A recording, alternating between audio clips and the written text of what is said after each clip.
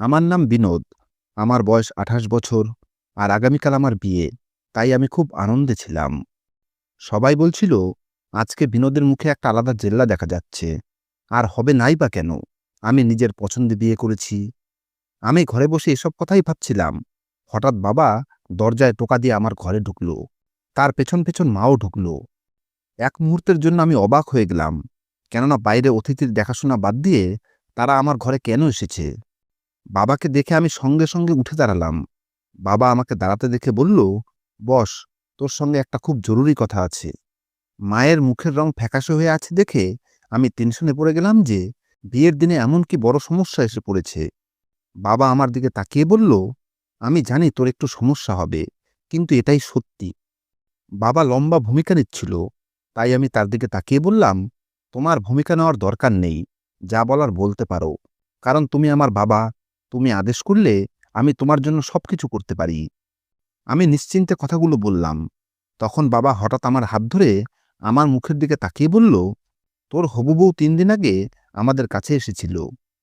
এ কথা শুনে আমার কপালে ভাঁজ পড়ে গেল। আর আমি অবাক হয়ে বাবার কথা শুনছিলাম, কেননা এটা আমার জন্য অবাক করার মতোই ব্যাপার ছিল। রাখি বাবার কাছে কেন এসেছিল? আমি তো নিজের পছন্দে বিয়ে করছি। এতদিন যা সমস্যা ছিল তা আমরা দুজনে মিলে সমাধান করেছি। তাই আজকে হঠাৎ করে বাবার কাছে রাখির আসা আমাকে বিস্ময়ের সাগরে ডুবিয়ে দিল। আমি কিছু বলার আগেই বাবা বলল, আগে আমার কথা শোন, তারপরে যা বলার বলিস। আমি চুপ করে থাকাই ঠিক মনে করে খুব মনোযোগ দিয়ে বাবার কথা শুনতে লাগলাম। বাবা যা বলল তা শুনে আমি হতবাক হয়ে বাবার দিকে তাকিয়ে রইলাম আর ভাবলাম, এটা কিভাবে সম্ভব? আমার আর রাখির মধ্যে এমন কোনো কথা হয়নি, বা আমরা এমন কোনো চুক্তিও করিনি। তাই আমি মরে গেলেও এটা মেনে নিতে পারবো না, কারণ এটা সারা জীবনের ব্যাপার। আমাকে চুপ থাকতে দেখে মা আমার কাঁধে হাত রেখে বলল, দেখ বাবা, প্রথমে আমারও কথাটা খারাপ লেগেছিল, কিন্তু এখন সে তোর বউ, তাই তার সমস্যাও তোর। তুই নিজেই এই মেয়েকে পছন্দ করেছিস, তাই তোকে এটা মেনে নিতেই হবে। আমি একদম চুপ হয়ে শুধু ভাবছিলাম, রাখি আমার সঙ্গে এসব কথা না বলে বাবাকে বলল কেন? বাবা আমার কাঁধে চাপড় মেরে চলে গেল, আর আমি গভীর চিন্তায় ডুবে গেলাম। রাখি আর ওর বোন রূপা ওদের মায়ের সঙ্গেই থাকত। রূপার বয়স এখন ১৬ বছর, আর সে মানসিকভাবে অসুস্থ। আমি এটা ভালো করেই জানতাম যে ওর জন্ম থেকেই এই সমস্যা। আমি তো মনে মনে ভেবেছিলাম যে রাখি যখন আমাদের বাড়িতে আসবে তখন ওর মা রূপার দেখাশোনা করবে। কিন্তু আজকে হঠাৎ করে জানতে পারলাম যে রাখি ওর বোনকে চিরদিনের জন্য ওর সঙ্গে নিয়ে আসবে। এই কথাটা শুনে আমার একটু খারাপ লেগেছিল, কেননা আমাদের বাড়িতে এমনিতেই যথেষ্ট ঘর ছিল না। তাই যদি রাখির বোন আমাদের বাড়িতে আসে, তাহলে সে থাকবে কোথায়? এই চিন্তাই করছিলাম, হঠাৎ আমার মোবাইল বেজে উঠল। আমি সঙ্গে সঙ্গে ফোনটা ধরলাম, কেননা সেটা রাখির ফোন ছিল। ও কিছু বলার আগেই আমি বললাম, তুমি বাবার কাছে কি সব বলে গেছো? আমাদের মধ্যে তো এমন কোনো কথা হয়নি। আমি আর কিছু বলতাম, তার আগেই রাখি বলল, আমি জানি বিনোদ, তোমার এই জিনিসটা মেনে নিতে কষ্ট হচ্ছে, কিন্তু আমি অসহায়। আমি আর মা ছাড়া ওর কেউ নেই। ও এখন বড় হচ্ছে, আর মায়েরও বয়স হয়ে গেছে। তাই আমি ছাড়া তার খেয়াল রাখার মতো কেউ নেই। আমার অবস্থাটা বোঝার চেষ্টা করো। যদি তুমি এই শর্তটা না মানতে পারো, তাহলে আমি দুঃখিত। আমি এই বিয়ে করতে পারবো না। এটা বলেই রাখি ফোন কেটে দিল। আগামী কালকে আমাদের বিয়ে। বাড়িতে সমস্ত আত্মীয়স্বজন এসে গেছে। এই অবস্থায় ওর এই কথা শুনে আমি হতভম্ব হয়ে গেলাম। কিছুক্ষণ মাথা নিচু করে এসব ভাবতে লাগলাম। তারপরে হঠাৎ আমার চোখ চকচক করে উঠল। আর কিছু একটা ভেবে আমি মাথা হেঁটে নেড়ে বললাম, যদি এমনটা হয় তাহলে আমার কপাল খুলে যাবে। এক মুহূর্তের জন্য আমি ভাবতে লাগলাম যে আমি রাখিকে ভালোবাসি, আর রাখি রূপাকে ভালোবাসে। তাই আমার এমনটা করা উচিত না। কিন্তু আমাকে নিজের লাভও দেখতে হবে, আর এই সমস্যা থেকে মুক্তিও পেতে হবে। আমি রাখিকে একটা ছোট্ট মেসেজ টাইপ করলাম, জান, তোমার জন্য আমি জীবন পর্যন্ত দিতে পারি, তাই তোমার সব শর্তে আমি রাজি। এরপরে আমি বাইরে এসে বাবা মাকে ইশারায় হ্যাঁ বলে দিলাম, আর চুপচাপ বন্ধুদের কাছে গিয়ে বসলাম। বাড়িতে একটা আলাদাই আনন্দের পরিবেশ ছিল। কেউ গল্প করছিল, কেউ খাবার খাচ্ছিল, কেউ এদিক ওদিক ঘুরে বেড়াচ্ছিল। সবাই নিজের নিজের প্রয়োজন অনুসারে কাজে ব্যস্ত ছিল। আমি গভীর চিন্তায় ডুবেছিলাম, আর নিজের উজ্জ্বল ভবিষ্যৎ চোখের সামনে পরিষ্কার দেখতে পাচ্ছিলাম। সময় ধীরে ধীরে কেটে গেল, আর রাতটা কিভাবে কেটে গেল বুঝতেই পারলাম না। আজ আমার বিয়ে, আর আজ আমি রাখিকে বিয়ে করে বাড়িতে নিয়ে আসব। কিন্তু আমি এর চেয়েও বেশি খুশি ছিলাম রূপা আসার কারণে। কারণ আমি যা ভেবেছি তা যদি হয় তাহলে আমার অনেক লাভ হবে। বরযাত্রী নিয়ে পৌঁছালে মেয়ের বাড়ির লোকেরা আমাদের খুব আদর যত্ন করল। এরপরে বিয়ের সমস্ত রীতিনীতি পালন করা হয়ে গেল। রাখিকে পেয়ে আমি খুব খুশি ছিলাম, কিন্তু সাথে অন্য কিছুর খুশিও ছিল, যা এখানের কেউই জানত না। পরের দিন আমি আমার নববধূকে নিয়ে বাড়ির দিকে রওনা দিলাম। আমার নববধূ তার বোন রূপার হাত খুব শক্ত করে ধরে রেখেছিল। রূপা লাল রঙের একটা ড্রেস পরেছিল, যা তার দুধের মতো গায়ের রঙের সাথে খুব মানিয়েছিল। আমার শালিকে যে দেখত তারই মুখ হা হয়ে যেত। যদি সে মানসিকভাবে সুস্থ থাকত তাহলে যে কোনো ছেলের হৃদয়েই ঝড় তুলে দিত। আমি বাড়ি পৌঁছালে আমার মা কিছু পারিবারিক রীতিনীতি পালন করলেন। তারপর আমি রাখির হাত ধরে আমার ঘরের দিকে যাচ্ছিলাম। তখন পেছন পেছন রূপাও আসছিল, কিন্তু আমার মা তাকে থামিয়ে আমাকে চলে যেতে ইঙ্গিত করল। দরজার কাছে দাঁড়িয়ে এক মুহূর্তের জন্য রাখি রূপার দিকে তাকালো।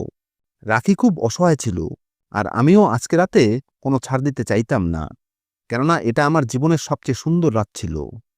আমি ওকে নিয়ে ঘরে ঢুকে কিছু বলার আগেই ও চিন্তিত মুখে আমাকে বলল, তুমি বাইরে গিয়ে তোমার মাকে একবার বলো যে সে যেন রূপার খেয়াল রাখে। রূপা আমাকে ছাড়া থাকতে পারে না, ও খুব টেনশনে পড়ে যাবে। রাখি আর কিছু বলার আগেই আমি তার ঠোঁটে আঙুল রেখে দিলাম, আর ওর চোখের দিকে তাকিয়ে বললাম, আরে তুমি চিন্তা করছো কেন? ঠিক আছে, আমি দেখে আসছি। আমি বাইরে এসে দেখি মা রূপার সাথে টুকিটাকি কথা বলছে। আমি মাকে আমার দিকে আসার ইঙ্গিত করলাম। মা আমার কাছে এলে আমি তার কানে ফিসফিস করে বললাম, এর খেয়াল রেখো। মা আমার চুলে হাত বুলিয়ে স্নেহ ভরা ভঙ্গিতে বলল, তুই চিন্তা করিস না, আমি দেখে নেব। ও আজকে আমার কাছেই থাকবে, কালকে ওর ঘর ঠিক করে দেব। আমি হালকা করে মাথা নেড়ে আমার ঘরে ফিরে এলাম, আর ঘরের দরজা ভেতর থেকে বন্ধ করে দিলাম। এই রাতটা আমার জীবনের সবচেয়ে সুন্দর রাত ছিল, কেননা আমি আমার মনের সমস্ত ইচ্ছা পূরণ করতে পেরেছিলাম। পরের দিন সকালে যখন আমি ঘুম থেকে উঠলাম, তখন আমার বউ ঘরে ছিল না।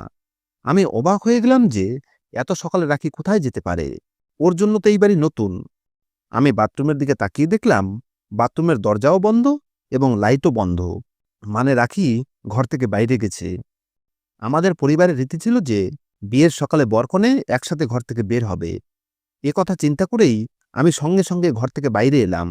বাইরে এসে দেখি বসার ঘরে রাখি রূপাকে নিজের হাতে খাইয়ে দিচ্ছে, আর রূপা কি সব বলে যাচ্ছে, যা শুনে রাখি খুব হাসছে। ভাগ্যিস এখনো কেউ ঘুম থেকে ওঠেনি, না হলে আমাদেরকে অনেক কথা শুনতে হতো। আমি সঙ্গে সঙ্গে তাদের দুজনের সামনে গেলাম। রাখি আমাকে উঠতে দেখে সঙ্গে সঙ্গে নিজের জায়গা থেকে উঠে দাঁড়িয়ে গেল। ও কিছু বলার আগেই আমি ওর হাত ধরে ওর দিকে তাকিয়ে বললাম, তোমার মাথা ঠিক আছে তো? তুমি এখানে কি করছো? তোমাকে কেউ দেখে ফেললে কি ভাববে? আমাদের ফ্যামিলিতে এটাকে খুব খারাপ চোখে দেখা হয়। চলো ভেতরে। এই বলে আমি ওর হাত ধরলে রূপা সঙ্গে সঙ্গে আমার হাত ধরে আমার দিকে তাকিয়ে বলল, জামাইবাবু, আমার দিদিকে ছাড়ো, আমরা খাচ্ছিলাম, তুমিও খেয়ে নাও। সে এমনভাবে কথাগুলো বলল যে এক মুহূর্তের জন্য আমার সন্দেহ হলো যে মেয়েটি তো পাগল নয়। আমি চুপ হয়ে গেলাম, কারণ আমি বুঝতে পারছিলাম না যে তাকে আমি কি জবাব দেব। আমি রাখির দিকে তাকিয়ে তাকে ভেতরে আসার ইঙ্গিত করে ঘরের ভেতরে চলে এলাম। আমার মন একটা অদ্ভুত দ্বিধায় ছিল যে এই মেয়েটা খুবই সরল, এর সাথে কি এসব করা উচিত হবে? এটা কি আমার জন্য ভালো হবে? এই কথাটাই বারবার আমার মনে আসতে লাগলো, যা আমাকে টেনশনে ফেলে দিয়েছিল। কিন্তু আমি খুব অসহায় ছিলাম। এই মেয়েটাকে আমি রাখির সাথে সহ্য করতে পারছিলাম না। এর কারণে আমার বিবাহিত জীবনেও সমস্যা সৃষ্টি হবে, কেননা আমি জানতাম যে এখন তো মা রূপাকে সহ্য করছে, কিন্তু কিছু সময় পরেই সে বিরক্ত হতে শুরু হয়ে যাবে। এই কারণে আমি যত তাড়াতাড়ি সম্ভব ওকে এখান থেকে সরাতে চাইতাম। কিছুক্ষণ পরেই রাখি ঘরের ভেতরে এলো। ওকে দেখে রেগে আছে বলে মনে হচ্ছিল, তাই আমি শান্ত স্বরে বললাম, রাখি, মনে রেখো, তুমি এখন বাবার বাড়িতে নয়, শ্বশুর বাড়িতে আছো। এই কথা বলে আমি চোখ বন্ধ করে শুয়ে পড়লাম। সকাল 10টার দিকে আমার চোখ খুললে দেখলাম রাখি আয়নার সামনে বসে তৈরি হচ্ছে। আমিও উঠে ফ্রেশ হওয়ার জন্য বাথরুমে চলে গেলাম। বাথরুম থেকে বাইরে এসে দেখি রাখি আয়নার সামনে থেকে উঠে জুতো পরতে যাচ্ছে। আমি ওর হাত ধরে বললাম, দেখো রাখি, যদি তোমার আমার কথা খারাপ লেগে থাকে তাহলে আমাকে ক্ষমা করে দাও। আমি তোমার ভালোর জন্যই এই কথা বলছিলাম, যাতে তোমার কোনো অসুবিধা না হয়। যখন পরিবারের মহিলারা তোমাকে কথা শোনাবে তখন তুমি কোনো জবাব দিতেও পারবে না, তাই আমি চাইছিলাম তুমি সবসময় সুরক্ষিত থাকো।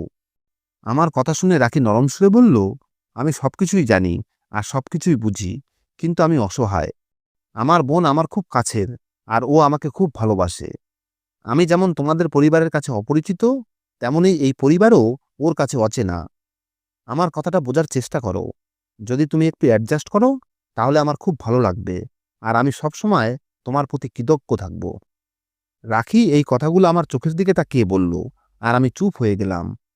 এই চিন্তা আমাকে কষ্ট দিচ্ছিল যে আমি যখন সেই কাজটা করব, তখন রাখিকে সামলাবো কিভাবে। এটা তো নিশ্চিত আমি রাখিকে কিছু না বলেই কাজটা করব, কিন্তু আমি ভয় পাচ্ছি যে কাজটা করার পরে রাখিকে সামলাবো কিভাবে। সময় ধীরে ধীরে কাটতে লাগলো। আমার বিয়ে 1 সপ্তাহ হয়ে গেছে। এখন আমি ধীরে ধীরে রাখির বোন রূপার সাথে সময় কাটাতে শুরু করলাম। তার সাথে কথা বলতে থাকতাম। সে কারো সাথে খুব বেশি কথা বলতো না, শুধু ওর দিদির সাথেই কথা বলতো। তার কাছেই আবদার করত, তার কাছেই বসে থাকতো। ওর বোনের সবসময় ওর কাছে থাকা আমার খুব খারাপ লাগতো, কেননা আমার চোখে রাখি শুধু আমার। আমার মাও দু একবার আমার কাছে অভিযোগ করেছিল যে তোর বউ সবসময় তার পাগল বোনের আশেপাশে ঘুরে বেড়ায়, এটা কোনো ভালো লক্ষণ না। সে এখন শ্বশুর বাড়িতে, তার উচিত আমাদের সবার সেবা করা, আমাদের আশেপাশে থাকা, কিন্তু তার চোখে তো আমাদের কোনো দামই নেই। আমি রাকিকে আস্তে করে বুঝিয়ে বলেছিলাম, কিন্তু সে আমার কথা বুঝতেই চাইছিল না।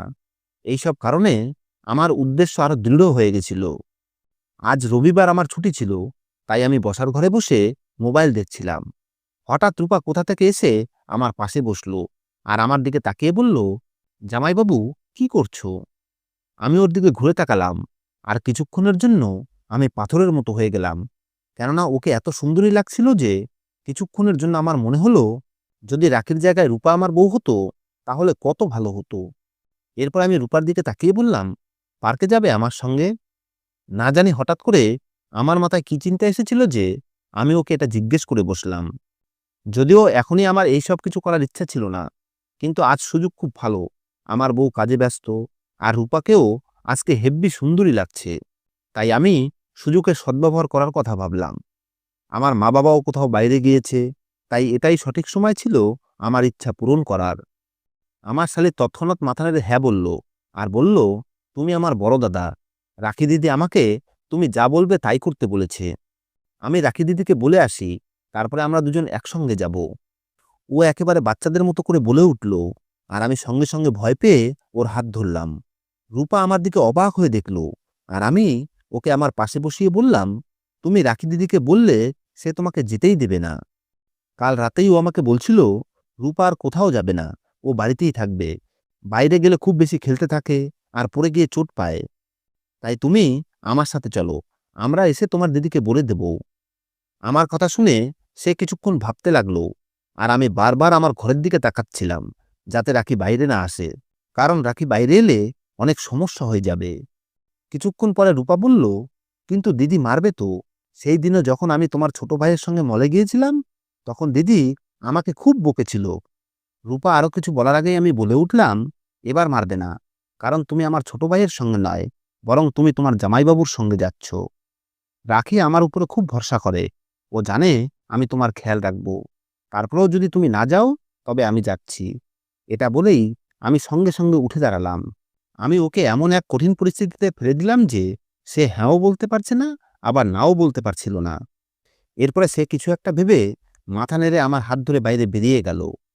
আমি মনে মনে ভগবানকে ধন্যবাদ দিলাম যে রূপা রাখির কাছ থেকে অনুমতি নেওয়ার জন্য আর জেদ করেনি, কারণ সে যদি রাখির কাছে অনুমতি নেওয়ার জেদ করত, তবে সেটা আমার জন্য অনেক সমস্যাজনক হয়ে যেত। আমি ওকে নিয়ে গাড়িতে বসলাম, আর ফোন বের করে আমার এক বন্ধুকে মেসেজ করলাম, কারণ আমি যেখানে যাচ্ছিলাম সেখানে খবর দেওয়ার খুব দরকার ছিল। আমার বুক খুব জোরে জোরে ধুকধুক করছিল। এক মুহূর্তের জন্য আমার মনে হলো, থাক, দরকার নেই, অযথা রাখি কষ্ট পাবে, আর এই বাচ্চা মেয়েটার জীবনও নষ্ট হয়ে যাবে। কিন্তু আমি যদি এটা না করি, তবে আমার জীবন আরো কঠিন হয়ে যাবে। বাবা মায়ের চাপ, আমার আর রাখির জীবনে এই মেয়েটার বারবার হস্তক্ষেপ। তাছাড়াও আপাতত আমার টাকার খুব দরকার, যেটা আমাকে যে কোনো পরিস্থিতির মোকাবিলা করতে বাধ্য করে দিয়েছিল। আমি রূপাকে নিয়ে শহরের দিকে রওনা হলাম। হঠাৎ রাখির ফোন আসতে শুরু করলে আমার হাত পা কাঁপতে লাগলো। আমি রূপার দিকে তাকিয়ে দেখলাম সে বাইরে রাস্তার লোকজন, গাড়ি ঘোড়া দেখতে ব্যস্ত। আমি ফোন তুলে কানে লাগানোর সঙ্গে সঙ্গে রাখি বলল, তুমি কোথায় আছো? আজ তো আমাদের দুজনের শপিংয়ে যাওয়ার কথা ছিল, তাড়াতাড়ি করে বাড়িতে এসো। আমি সঙ্গে সঙ্গে বললাম, একটু বন্ধুর বাড়িতে যাচ্ছি, তুমি চিন্তা করো না, একটু পরেই আমি আসছি, তারপরে দুজনে শপিংয়ে যাব। এরপরে রাখি ফোন রেখে দিল। আমি আরেকবার রূপার দিকে তাকালাম আর গাড়ির স্পিড বাড়িয়ে দিলাম। দীর্ঘ পথ চলার পরে আমি এমন জায়গায় পৌঁছালাম যেখানে ভদ্রলোকেরা যেতেও অপমানিত বোধ করেন। এটা খুবই জঘন্য একটা জায়গা। আমি আমার গাড়িটা এক সাইডে পার্ক করে রূপাকে নামার ইশারা করলাম। রূপা আমার দিকে তাকিয়ে বলল, জিজু, এটা আমরা কোথায় এসেছি? আমরা তো পার্কে যাচ্ছিলাম। সে আর কিছু বলার আগেই আমি বললাম, আরে বোকা, এটা তো পার্কিং, সামনে খুব ভিড়, তাই গাড়ি নিয়ে যেতে পারবো না। আমি তাকে বুঝিয়ে শুনিয়ে নামালাম আর তার হাত ধরে সামনের দিকে এগিয়ে গেলাম। সেই বিশাল বাড়িটা আমার জন্য অপেক্ষায় ছিল। সেখানের প্রধান আমার পথ চেয়ে বসেছিল। আমার হৃদয় অদ্ভুতভাবে ধুকপুক করছিল, পা ভারী হয়ে আসছিল, কেননা আজ আমি আমার ১৬ বছরের শালিকে এই কোঠায় বিক্রি করতে এসেছি। একে বিক্রি করে আমি মোটা টাকা পাবো। এছাড়াও এই মেয়েটি আমার জীবন থেকে চিরতরে চলে যাবে। এসব কারণেই আমি এই পদক্ষেপ নিতে বাধ্য হয়েছিলাম। আমি সেই বাড়ির কাছে আসতেই এক পতিতা আমাকে দেখে হাই বলল। আমি সামান্য মাথা ঝাঁকিয়ে তাকে ইশারা করলে সে আমাকে তার পেছন পেছন আসার ইশারা করে ভেতর দিকে এগোতে লাগলো। রূপা আমার হাত খুব শক্ত করে ধরে রেখেছিল। আমরা বাড়ির ভেতরে ঢুকতেই দেখলাম সামনে একজন ঢোল বাজাচ্ছে আর তার ঠিক সামনে ৪ জন মেয়ে পায়ে ঘুঙুর পরে ঢোলের তালে নাচছে। অন্যদিকে কিছু মহিলা বসে গান গাইছিল। সামনেই বাড়ির মালকিন তারাবাই বসেছিল। এক মুহূর্তের জন্য আমার খারাপ লাগলো যে রূপার সঙ্গে খুব খারাপ হবে, কেননা এখানে যে ধরনের কাজ হয় সেই সম্পর্কে আমি খুব ভালোভাবেই জানতাম। আমি কাছে যেতেই সেই মহিলা সোজা হয়ে বসল এবং রূপাকে উপর থেকে নিচ পর্যন্ত দেখে অদ্ভুতভাবে বলল, মেয়েটা তো সেই, বয়স কত? আমি সঙ্গে সঙ্গে বললাম, ১৬ বছর। আমার কথা শুনে তারাবাইয়ের মুখে হাসি ফুটে উঠল এবং সে খুশি হয়ে বলল, মানে সদ্য যুবতী, আমি তোমাকে এর জন্য ২ লাখ টাকা দিতে পারবো। যদি এ আমাকে ভালোভাবে কামিয়ে দেয় তাহলে আমি তোমাকে আরো টাকা দেব। যদি এ কামাতে না পারে তাহলে ২ লাখ টাকাও আমার জন্য অনেক। আমি রূপাকে তারাবাইয়ের কাছে বসতে বললাম। তখন তারাবাই সঙ্গে সঙ্গে তার এক সঙ্গীকে টাকা আনতে বলল। তারাবাই রূপার মাথায় হাত বোলাতে লাগলো। রূপা সঙ্গে সঙ্গে ভয় পেয়ে পিছিয়ে আমার দিকে আসতে লাগলো। কিন্তু তারাবাই খপ করে তার হাত ধরে বললেন, না মেয়ে, আমার থেকে দূরে গেলে খুব খারাপ হবে, চুপ করে এখানে বসো। তার কথা বলার ধরন রূপাকে ভয় পাইয়ে দিয়েছিল। সে আমার দিকে তাকিয়ে ভীতস্বরে বলল, জিজু, আমরা এ কোথায় এসেছি? আমি দিদির কাছে ফিরে যেতে চাই। এই বলে সে আমার দিকে আসতে লাগলো। কিন্তু তারাবাই তার চুল ধরে টেনে বসিয়ে অদ্ভুত নজরে তার দিকে তাকিয়ে বলল, এই মেয়ে, ভেবো না তুমি এখান থেকে যেতে পারবে। আর বিনোদ, তুই বল, এ কি মানসিকভাবে পাগল? তারাবাই সন্দেহের চোখে আমার দিকে তাকিয়ে জিজ্ঞেস করলেন, কারণ রূপা যেভাবে কথা বলছিল তাতে যে কেউ বলতে পারত যে ওর মানসিক অবস্থা ঠিক নেই। তারাবাইয়ের কথা শুনে আমি কিছুক্ষণ চুপ করে রইলাম, কিন্তু সত্যিটা বলতে হতো। তাই আমি ধীরে ধীরে তাকে সত্যিটা বলতে শুরু করলাম যে রূপা আমার শালী। আমি তাকে এখানে এনেছি কারণ তার মানসিক অবস্থা ঠিক নেই। আমার কথা শুনে তারাবাই সঙ্গে সঙ্গে বললেন, আমরা এমন মেয়েদের নেই না, তবে দেখতে যেহেতু সুন্দরী তাই নিচ্ছি, কিন্তু আমি তোমাকে এর পুরো টাকা দিতে পারবো না। আমি সঙ্গে সঙ্গে বললাম, এ কেমন কথা? মানসিক অবস্থা ঠিক না থাকলে কি এমন এসে যায়? আমার কথা শুনে তারাবাই বললেন, অনেক কিছু এসে যায়। এ শুধু নাচতে পারবে, গ্রাহকের মন ভোলাতে পারবে না, তাদের সাথে ভালোবাসার কথা বলতে পারবে না। তাই আমি তোমাকে ২ লাখ নয়, ১ লাখ টাকা দেব। যদি মঞ্জুর হয় বলো, না হলে তোমার যা ইচ্ছা করতে পারো। এই বলে তিনি মুখে পান রাখলেন, যার মানে হলো তিনি আর কথা বলবেন না। আমি কিছুক্ষণ দাঁড়িয়ে থেকে ভাবতে লাগলাম যে ১ লাখ টাকা খুব কম, কিন্তু রূপার হাত থেকে মুক্তি পাওয়া যাবে আর আমার জীবন অনেক সহজ হয়ে যাবে। আমি কিছুক্ষণ পর মাথা নাড়িয়ে ইশারা করলে তিনি আমার হাতে টাকা দিয়ে আমাকে চলে যাওয়ার ইঙ্গিত করলেন। আমি রূপার দিকে এক নজর তাকালাম। না জানি কেন আমার হঠাৎ রাখির কথা মনে পড়ল। ও রূপাকে ছাড়া কিভাবে থাকবে? আর রূপাই বা এখানে কিভাবে জীবন কাটাবে? আমার মন আমাকে রূপাকে এখানে রেখে যেতে অনুমতি দিচ্ছিল না। আমার বিবেক আমাকে তিরস্কার করছিল। কিন্তু এখন অনেক দেরি হয়ে গেছে। আমাকে এই কাজ করতেই হবে। আমি আমার মাথা নাতে ঝাঁকিয়ে দিলাম আর সেই বাড়ি থেকে বেরিয়ে এলাম। পেছন থেকে আমি রূপার চিৎকার শুনতে পাচ্ছিলাম। সে আমাকে ডাকছিল, আমার কাছে আসার চেষ্টা করছিল। কিন্তু তারাবাই তাকে খুব শক্ত করে ধরে রেখেছে। আমি সেখান থেকে বাড়ি এসে দেখলাম রাখি খুব উদ্বিগ্ন হয়ে দরজার কাছে পয়চারি করছে। আমি অনেকক্ষণ ধরে খুঁজছি, কিন্তু রূপাকে কোথাও খুঁজে পাওয়া যাচ্ছে না। তোমার ভাইকেও অনেক দূর পর্যন্ত খুঁজতে পাঠিয়েছি, কিন্তু ও কোথাও নেই। ও কি তোমার সাথে আছে? আমি তোমাকে কতবার ফোন করেছি, কিন্তু তোমার মোবাইলও বন্ধ ছিল। ওর উদ্বেগ দেখে আমার খারাপ লাগলো, কিন্তু আমি মুখে মিথ্যা রাগ ফুটিয়ে বললাম, না, ও কেন আমার সঙ্গে থাকবে? আমি তো বন্ধুর সঙ্গে দেখা করতে গিয়েছিলাম। তোমার সাথে তো আমার কথা হয়েছিল। রূপা কোথায় আর যাবে? এখানেই কোথাও আছে। তুমি উপরে দেখেছো তো? আমি ওকে আমার কাছে টেনে নিয়ে বললাম। ও সঙ্গে সঙ্গে আমার থেকে দূরে সরে আমার মুখের দিকে তাকিয়ে উদ্বেগের সাথে বলল, না, রূপা কোথাও নেই। আমি সব জায়গা খুঁজেছি। শুধু তোমার কাছে আছে নাকি সেই আশা ছিল, কিন্তু তুমিও না করছো। আমার বোন কোথায় গেল? আমি আমার মাকে কি জবাব দেব? এই কথা বলে সে মাটিতে বসে কান্না করতে লাগলো। আমার মা বাবা এবং ভাই সবাই রূপাকে খুঁজতে বাইরে গিয়েছিল। কিছুক্ষণ পরে এসে তারাও বলল, রূপার কোনো খোঁজ পাওয়া যাচ্ছে না। আশেপাশের বাড়িতেও রূপাকে খুঁজেছি, কিন্তু কোথাও ওর খোঁজ পাওয়া যায়নি। রাখি সঙ্গে সঙ্গে উঠে দাঁড়িয়ে আমার দিকে তাকিয়ে বলল, বিনোদ, তুমি এক্ষুনি পুলিশকে রিপোর্ট করো। তারা আমার বোনকে খুঁজে আনবে। আমি কিছু জানি না, আমি রূপাকে চাই। তার পাগলামি দেখে আমাকে কিছুটা শক্ত হতে হলো, না হলে পরিস্থিতি খারাপ হতে পারত। আমি রাখির দিকে তাকিয়ে কিছুটা রেগে বললাম, চুপ করো, বাজে কথা বলো না। পুলিশকে খবর দেওয়ার দরকার নেই। তোমার বোন মানসিকভাবে অসুস্থ, হয়তো কোথাও ঘুরে বেড়াচ্ছে। সন্ধ্যার মধ্যে ফিরে আসবে। আর যদি না আসে, তাহলে বুঝবে সে পালিয়ে গেছে আর ফিরে আসবে না। এছাড়াও আমি কি পাগল যে পুলিশকে খবর দিয়ে আমি আমার ফ্যামিলির বদনাম করব? আমি রাগে ফেটে পড়লে রাখি হতবাক হয়ে আমাকে দেখতে লাগলো। বাবা আমার কাঁধে হাত রেখে নরম স্বরে বলল, আমাদের একবার পুলিশে খবর দেওয়া উচিত। হয়তো মেয়েটার খোঁজ পাওয়া যেতে পারে। এতে পরিবারের বদনাম হবে না। বাবা আরো কিছু বলতে যাচ্ছিল, তার আগেই আমি তাকে থামিয়ে বললাম, বাবা, পরিবারের বদনাম না হলেও আমার বদনাম তো হবে। আমার বন্ধুদের মধ্যে কথা ছড়িয়ে পড়বে। তারপরে আমার চাকরি, অন্য সবকিছুর উপরে প্রভাব পড়বে। কেউ বলবে না বাচ্চা মেয়েটা হারিয়ে গেছে, সবাই বলবে আমার শালি পালিয়ে গেছে। আর তোমার বোনই বা কোথায় আর ঠিক ছিল? ওকে নিয়ে পরে তোমাকে ঝামেলাই পড়তে হতো। তাই ভালো হয়েছে ও কোথাও চলে গেছে। এখন শুধু প্রার্থনা করো যেখানেই থাকুক নিরাপদে থাকুক। এই বলে আমি আমার ঘরের ভেতরে চলে এলাম। আমার এরকম কঠোর স্বর ব্যবহার করা খুব দরকার ছিল, কেননা যদি রাখির সাথে নরম স্বরে কথা বলতাম, তাহলে ও আমাকে পুলিশে খবর দেওয়ার জন্য চাপ দিত। আর পুলিশে খবর দিলে আমি খুব বাজেভাবে ফেঁসে যেতাম। এটা একরকম অপহরণের মামলা ছিল, আর আমার উপরে খুব বড় অভিযোগ লাগিয়ে লম্বা সময় জেলে চালান করে দিত। নিজের ঘরে এসে আমি খুব অস্থির হয়ে হাঁটাহাঁটি করছিলাম। আমার মনে অদ্ভুত অদ্ভুত চিন্তা আসছিল। আমি জানতাম রূপাকে খুঁজে না পেলে সবাই অস্থির হয়ে পড়বে আর রাখি পাগল হয়ে যাবে। কিন্তু আমি এটা ভাবিনি যে সবকিছুর উপরে আমাকে কিভাবে নিয়ন্ত্রণ করতে হবে। আপাতত আমি রাগ দেখিয়ে রূপাকে চুপ করিয়ে দিয়েছি, কিন্তু ও টেনশনে সারা রাত ঘুমায়নি। কখনো বাইরে যেত, তো কখনো ঘরের ভিতরে পয়চারি করত। ওকে এভাবে ছটপট করতে দেখে আমার খারাপ লাগছিল, কারণ আমি রাকিকে খুব ভালোবাসতাম। কিন্তু টাকার জন্য আমাকে এসব করতে হয়েছে।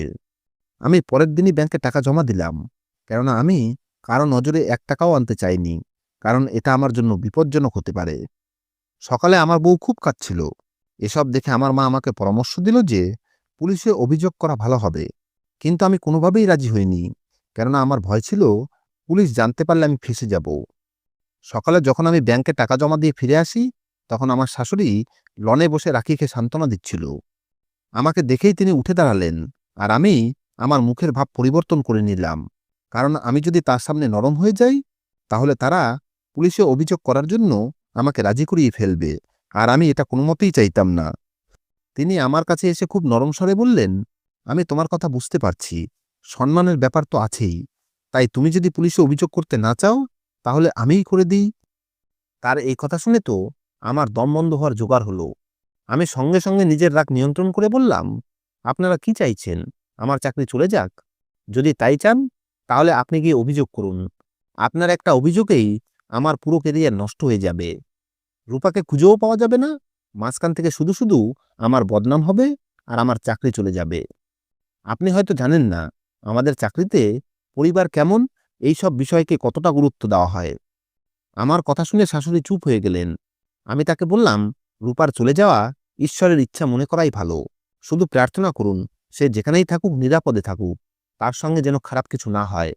আর হয়তো কয়েকদিনের মধ্যে সে নিজে থেকেই ফিরে আসবে। আমার বউ কোনো কিছু মানতে রাজি ছিল না, তাই আমাকে একটা বড় সিদ্ধান্ত নিতে হলো। আমি রাখিকে কঠোর স্বরে বললাম, যদি তোমার এতই সমস্যা হয়, তাহলে তুমি তোমার মায়ের সাথে চিরজীবনের মতো চলে যাও। আমার সাথে তোমার কোনো সম্পর্ক থাকবে না, আর আমার কোনো বদনামও হবে না। এই বলে আমি আমার ঘরে চলে এলাম। আমি জানি আমি অনেক বড় কথা বলে এসেছি, কিন্তু আমি এটাও জানতাম যে এই কথার পরে আমার বউ আর কোনো কথা বলবে না, এবং সেটাই হলো। সময় ধীরে ধীরে কাটতে লাগলো। প্রায় 15 দিন পর হঠাৎ আমার কাছে একটা অচেনা নম্বর থেকে ফোন এলো। আমি খুব সতর্ক হয়ে ফোন তুললাম, কেননা আমি কোনো ছোট কাজ করিনি। ফোন তুলতেই উপাস থেকে তারাবাই হেসে বললেন, এই ছেলে, তুই তো আমাকে সোনার হরিণ দিয়ে গেছিস। তার কারণে আমার ব্যবসা জমে উঠেছে। তাই আমি ঠিক করেছি যে তোকে পুরো 5 লাখ টাকা দেব। তুই আমার কোঠায় চলে আয়, আমি তোকে টাকা দিয়ে দিচ্ছি। তার কথা শুনে আমি অবাক হয়ে গেলাম, কিন্তু আমি কিছু বলার আগেই তিনি ফোন কেটে দিলেন। আমাকে এত বড় অঙ্কের টাকা দেওয়া হবে শুনে আমি তো আনন্দে আত্মহারা হয়ে গেলাম। আমি জানতাম, যখন কোনো মেয়ে ভালো টাকা উপার্জন করতে শুরু করে, তখন এই কোঠার লোকেরা আরো বেশি টাকা দেয়। তাই আমি তাড়াতাড়ি আমার সব কাজ ফেলে শহরের দিকে রওনা হয়ে গেলাম। কিন্তু আমি জানতাম না যে সেখানে যাওয়ার পরে আমার সাথে কি হতে চলেছে, আর আমি কোন সমস্যায় পড়তে চলেছি। আমি সেখানে পৌঁছে সামনের দৃশ্য দেখে আমার গায়ে কাঁটা দিয়ে উঠল, কেননা আমার বউ তারাবাইয়ের পাশে বসে রূপাকে বুকে জড়িয়ে ধরে আছে। আমি কয়েক মুহূর্তের জন্য স্থির হয়ে গেলাম, বুঝতে পারছিলাম না কি করব। হঠাৎ আমার বউ উঠে দাঁড়ালো, আর আমাকে বোঝার সুযোগ না দিয়েই আমার গালে জোরে একটা থাপ্পড় মারল। থাপ্পড়ের আওয়াজ পুরো কোঠাতে প্রতিধ্বনিত হতে লাগলো। এরপরে রাখি আমার কলার ধরে বলল, তোমার সাহস কি করে হলো আমার বোনের সাথে এইসব করার? আমি তোমাকে খুন করে ফেলবো, নির্লজ্জ বেহায়া। এই কথা বলতে বলতে ও আমাকে পেছনের দিকে ধাক্কা দিয়ে দিল। আমি মাটিতে পড়ার আগেই দুজন পুলিশ আমাকে ধরে ফেলল। আসলে আমার বউ আমার উপরে নজর রেখেছিল, আর আমি জানতাম না যে আমার মোবাইলে কল রেকর্ড হয়। আমি আমার বন্ধুর সাথে এই বিষয়ে যে কথা বলেছিলাম, সেই রেকর্ডগুলো রাখি শুনে নেয়, আর ও এখানে পৌঁছে যায়। রাখি তারাবাইয়ের কাছে হাত জোর করে কেঁদেছিল, যাতে সে ওর বোনকে ফিরিয়ে দেয়। রাখি তারাবাইকে 2 লাখ টাকা দেয়, আর তারাবাই তার সাথে মিলে আমাকে খুব বাজেভাবে ফাঁসিয়ে দিয়েছে। অপহরণের মামলায় এখন আমি জেলের ভেতরে আছি। আমার হৃদয় খুব কাঁদে যে আমি কেন এমন করেছি। এখন আমার মান-সম্মান আর আমার বউ সবই গেছে। আমার মা-বাবাও আমাকে ঘৃণা করে। তারা বলে, তোর জন্মের সাথে সাথেই আমাদের তোকে মেরে ফেলা উচিত ছিল। তোর লজ্জা করল না একটা অসহায় মেয়ের সাথে এমন করতে? আজ আমি গভীর অনুশোচনায় ডুবে আছি। আমার এরকম করা একদমই উচিত হয়নি। আমি মেয়েটাকে পাগল ভেবে তার জীবন নিয়ে খেলতে চেয়েছিলাম, কিন্তু জীবন আমার সাথেই এমন খেলা খেলেছে যে আমি শেষ হয়ে গেছি। ধন্যবাদ বন্ধুরা।